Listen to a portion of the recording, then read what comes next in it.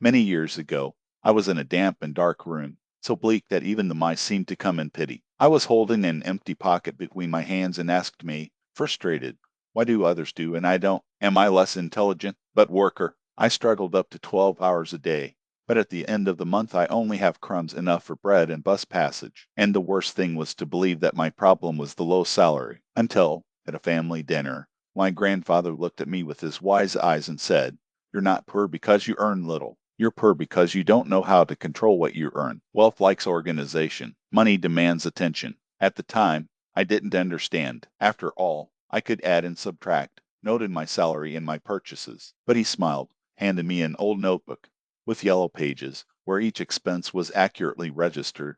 Bread 5 cents, milk 12 cents, fabric for a suit 3 rubles. Even the smallest nail was noted. "This notebook has become rich," he said. "If you have patience to do the same, you will stop blaming your destination." Maybe you are thinking, a simple notebook, notes, how can this enrich someone? This is precisely the reaction of 99% of people. All seek magical formulas, wild investments, or hidden bank secrets. But the truth is that the biggest secret is so simple that this is why it is ignored. I also laugh at the time. "What are these notes for?" I asked. "I already know I have no money." And he replied, "You know you don't have it, but you don't know why you don't have it." The money disappears in silence, drips through small holes you don't even notice. And you think it's bad luck? Those words hammered in my head. So I decided to take a test. I took a school notebook, wrote the date on the first page, and started registering every penny spent. In the early days, it seemed silly, even tiring. It wrote the soda bought at the corner, the bus, the pack of cigarettes. But after a week, I sat at night to review the notes, and what I saw shocked me. A third of my salary left on things I didn't even notice: quick cafes, cigarettes, sweets, small nonsense that, alone, seemed insignificant, but together devoured my money like moths in a coat. I closed the notebook with a tightness in my chest. It was not fear of lack, but the fright to realize that I was my worst enemy myself. My grandfather was right. I didn't manage my money, I just watched passive as he escaped by the fingers. Confess, have you ever wondered where your whole salary goes? It arrives, and in a week half disappear. You would swear you didn't spend anything extraordinary, but the accounts don't close. Imagine now having a mirror that reflects every coin, every note, every waste. This mirror exists. It is the habit of registering your spending. And this is where magic begins. Banks won't tell you that. Do you know why? Because it is in their interest that you live in chaos, contracting debts, no idea where your money goes, always in the feeling that nothing is enough. To control your finances is to stop being hostage to the system. Now allow me a question. Do you want to find out how such a basic habit can not only get rid of debt, but lead you to financial independence? I will share my journey from someone who lived in scarcity, noting every change, even those who managed to accumulate capital and build a business. But first, reflect. If you don't control your money, who is in charge of your life? There is a Jewish saying that says, "It is not rich who has much, but who knows how to manage what he has." And I learned it in practice. When I started writing down, I felt ridiculous. While friends spent worrying without worries, I was there, with my notebook, registering each reel. But it was the silly that changed everything. The first discovery came in the first month. I spent more on cigarettes and beer than on food. It can't be, but the numbers didn't lie. It was then that I was ashamed of myself. He complained about poverty, but it was me who played money away. In the second month, the standards were clear.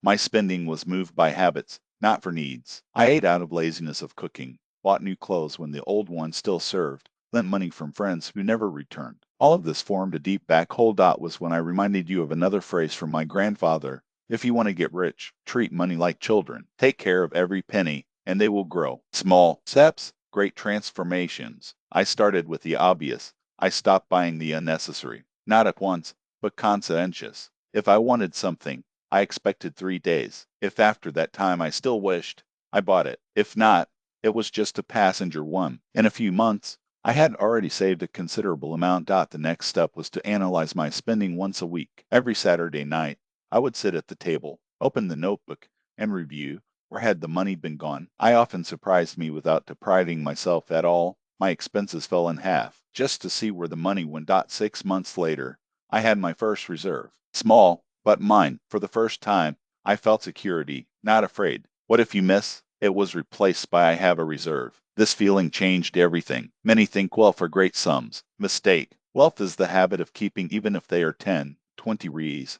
but regularly. Jews teach early on a saved coin is worth more than a real. Spending without discretion. I kept little, but without fail. In a year, he had gathered enough to invest in a small business with a friend. We opened a newsstand, then another, then one more. What was the secret? It was not in the venture itself, but in the fact that I had capital to start, and this capital only existed because I learned to control and spare. Over time, I set 3 gold rules that I want to pass on to you. First, register everything, even the gum or the bus ticket. When you see the full picture, the illusions disappear. Second, analysis weekly. Sit down once a week and ask, was that really necessary? This brings me closer to my goals. Third, save before spending. Do not expect something left at the end of the month separate in amount early on as a tax for yourself.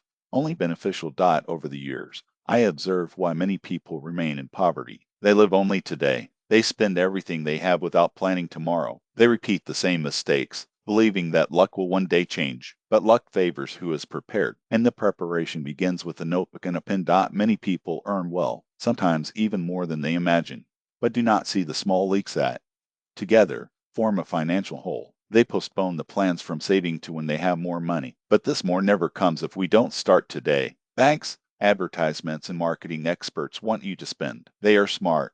They know human psychology and create the illusion that you need it to be happy. But true financial wisdom teaches the opposite. Freedom begins when you look at the money and say, wait here. I decide when and how to use it. I remember an episode when I was 23. On the bus, I saw a man of about 50 counting coins in the palm of his hand. Some laughed, calling him hard bread, but I thought, he's right. He controls. Years later, he knew that the same hard bread opened a store and became a respected figure in the neighborhood. While the others laughed, he built foundations. And then I understood. Society mocks those who go against the current until they need the advice of those who criticize. Listen well.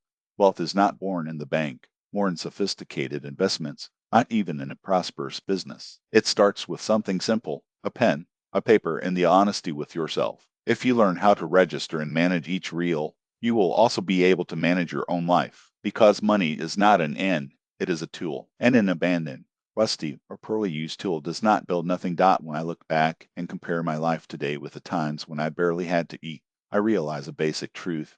It was not the money that turned me, but the discipline that made them my allies, not my tormentors. I remember sitting in an old chair, with a notebook spent on your hands, noting every penny spent on bread and milk. At that moment, I felt small, but it was those notes, seemingly insignificant, that became the basis of everything. What is the difference between poor and rich? The poor thinks, when I have money, I'll start controlling it. The rich man says, when I start controlling it, the money will come. Wealth is discipline, and I need to be frank. It is not luck, inheritance, or a scam of luck. It is the ability to retain, multiply, and respect each feature. Think of the money as guests. If you receive them with organization, attention, and gratitude, they come back and bring more friends. But if they treat them with neglect, they leave and don't return anytime soon. There is a saying in our tradition, the coin does not like noise, prefers silence and order. It is not the laments or excuses that enrich someone, but the quiet, constant, and methodical habit of registering, sparing, and planning. What changes if you start today in a week by writing down each expense? You will clearly see where your money is going in a month. It will gain control over impulses and reduce waste in a year.